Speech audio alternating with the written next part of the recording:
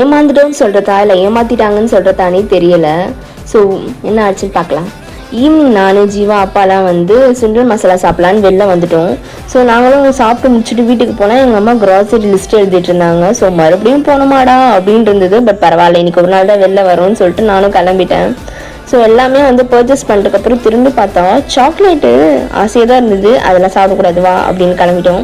So kinder Joy வந்து என்னோடய childhood டேஸில் வந்து ரொம்ப காஸ்ட்லின்னு நினச்ச ஒரு சாக்லேட்டு.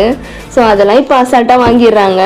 அண்ட் வாட்டர் பாட்டிலுமே வந்து எனக்கு இல்லையா, ஸோ அதையும் பர்ச்சேஸ் பண்ணிட்டோம். இதில் தான் ட்விஸ்டே இருக்குது. என் தம்பி பிரிச்சுட்ருக்காங்க. நாங்கள் ஆர்வமாக பிரித்த ஒரே காரணம் இந்த பாத்திரத்துக்காக தான். ஸோ என்ன இருக்குன்னு ஆசையாக ஓப்பன் பண்ணி பார்த்தா ஃபுல்லாக வண்டு வாங்கி ஒரு 1 மந்த் கூட ஆயிருக்காது. ஸோ இது செய்யார்லேருந்து வாங்கிட்டு வந்ததுனால மறுபடியும் போனோம்னா 3 hours ட்ராவல் பண்ணி போகணும். ஸோ அதெல்லாம் பரவாயில்லன்னு க்ளீன் பண்ணிட்டு இருந்தேன். இந்த மாதிரி உள்ளெல்லாம் இருந்தது, என்ன பண்ணுறது, மறுபடியும் 10 வரைக்கும் க்ளீன் பண்ணியிருந்தோம். Bye bye.